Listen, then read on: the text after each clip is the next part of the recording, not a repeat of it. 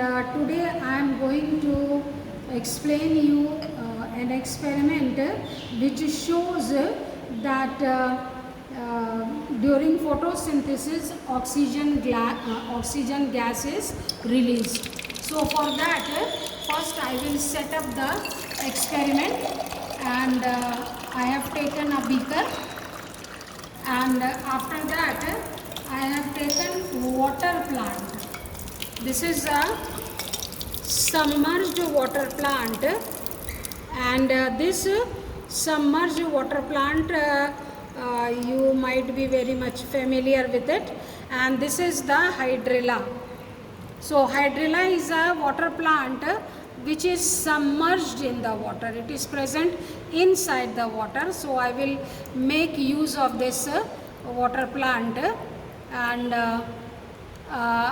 I will cut the tip of the plant so that if any it is the blocked or something like that, so it should open.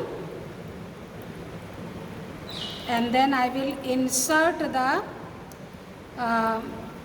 twig of the plant into the thistle funnel, into the neck of the thistle funnel, and then I will place it into the beaker, and I will fill water into the beaker, because it is a water plant. So I will make use of this water, and then I will take a test tube. I will fill water in the test tube just to make the whole of the experiment airtight, and I have put the test tube filled with water over the thistle funnel. So what I have taken hydrilla plant.